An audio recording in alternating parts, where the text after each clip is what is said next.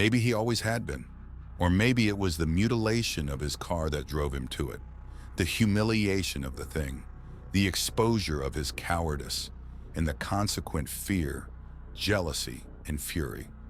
Or maybe it was Bugtown itself. Maybe it affected different people in different ways. I can't know for sure. But when he dug the business end of the pistol into my ribs for the second time, I stepped out of the car and started up the walk. It was the single most terrifying moment of my life. The fleshy yellow stalks of grass bent their attention upon me, and I saw that each one terminated in a black, unblinking eye. The snaky vines coiled around my ankles. I felt the gentle susurrance of the tentacled trees upon my face. The car door slammed as Johnny scooted out to follow me. When I looked back, he was maybe 5 feet behind me, pacing me, the pistol extended in one shaking hand. His face was strained and pale, and his eyes were terrified. And as that alien music sang out inside my head, I felt the full peril of the moment bear down upon us all. Then Joan started down the stairs. We met halfway down the walk, embraced, and stepped away. "How did you know we were coming?" I asked. "The music," she said. "Everything sings and everything speaks. We all knew you were coming. Don't you feel it?" And I did. It was like she'd flipped a switch at the base of my brain. My nerve endings shot out the tips of my fingers, all the way to the limits of Bugtown, where those first stalks of yellow grass sprang up from the October earth. A torrent of unfiltered imagery swept me under. I caught flashes of aliens nailing up studs in those half-renovated houses, of aliens sweeping off porches and taking dinner out of the oven and changing the oil in their cars, of aliens, of Eloyeth, bending to their homework and tossing frisbees in the dusk. Panic seized me. For a single flailing moment, I thought I would drown, and then, "Breathe, Nancy," Joan said. I got it.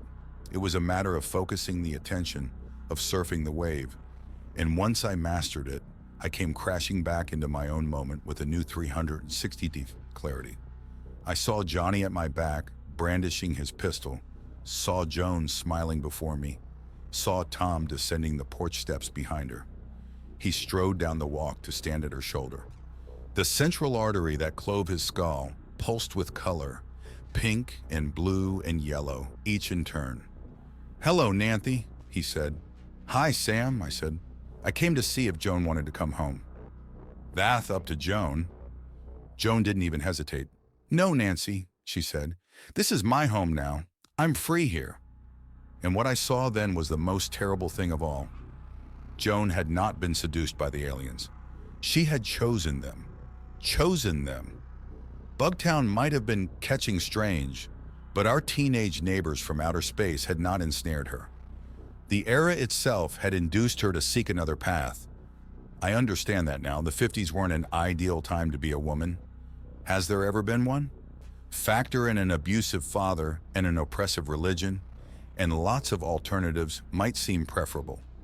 She had made a choice when she'd taken Tom home and introduced him as her boyfriend, when she'd allowed him to walk her back to my house from school, when she'd kissed him goodbye there on my porch.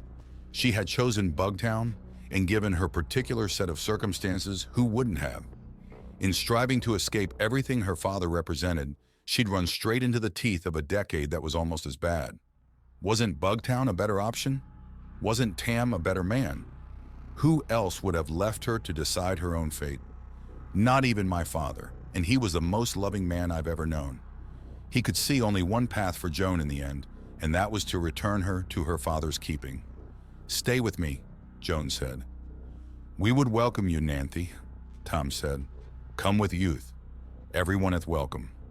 Then looking at Johnny, "Put aside your weapon. Join youth." "Never," Johnny said. "Nancy!" Oh, I was tempted. The world had little use for a plain girl like me, even if she did make good grades. What future lay before me? A career as a nurse or a teacher? Or, God help me, a homemaker, a fate worse than death? But there was that music in my skull, that maddening itch that I could not scratch, that flood of images to be processed. Maybe I'd have gotten used to it in time?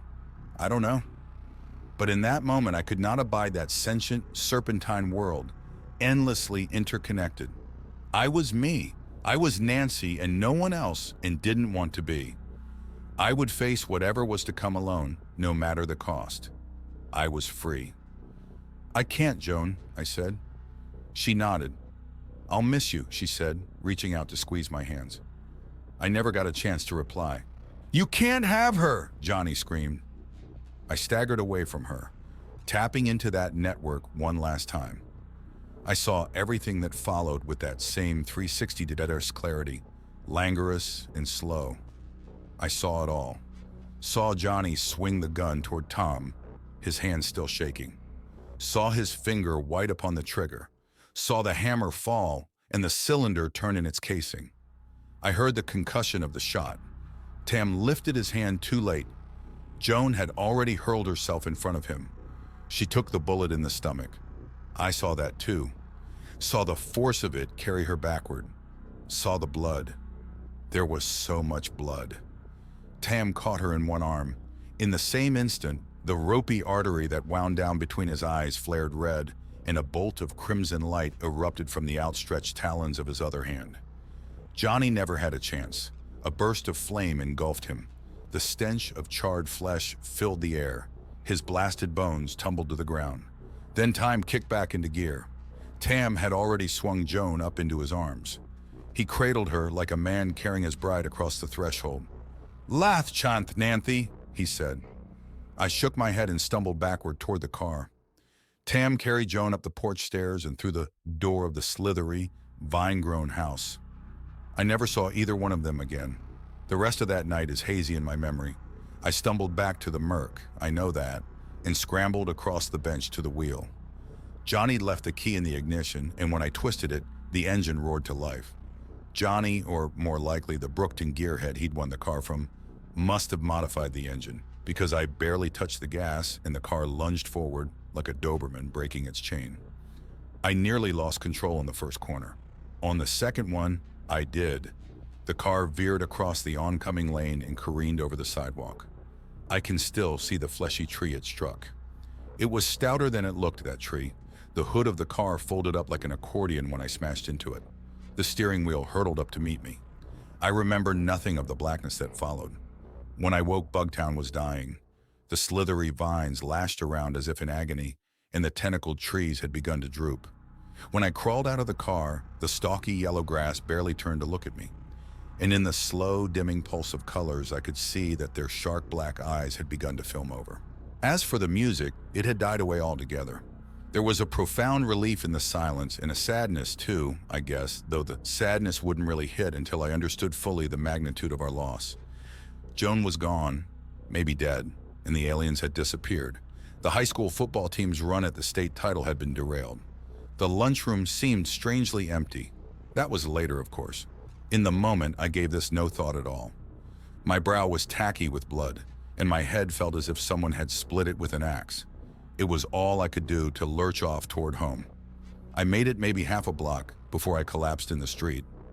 I was still there when the police found me the next morning. I spent the next night in the hospital.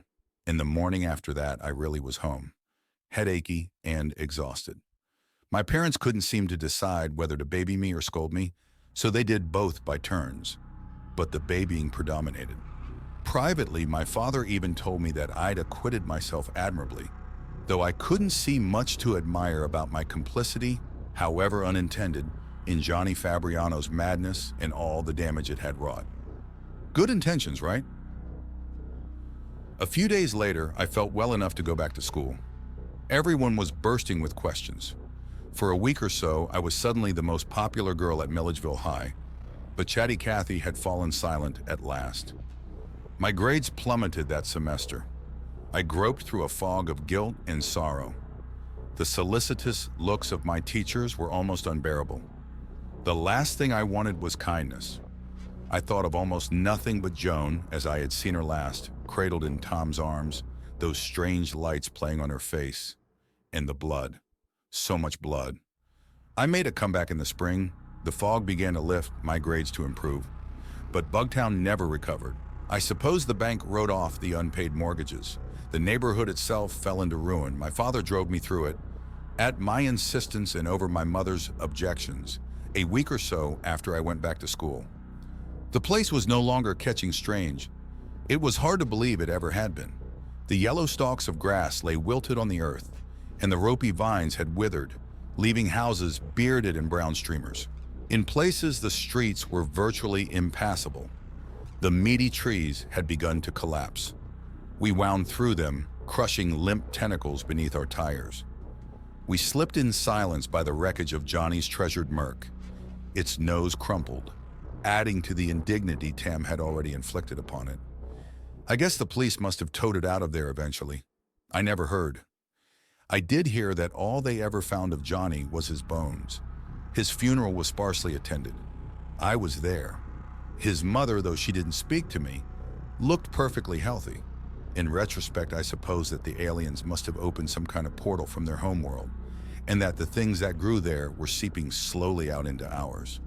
People don't talk about it much these days, but occasionally you'll hear someone speculate that Bugtown was the vanguard of a slow invasion, and that its transformation presaged that of the entire planet.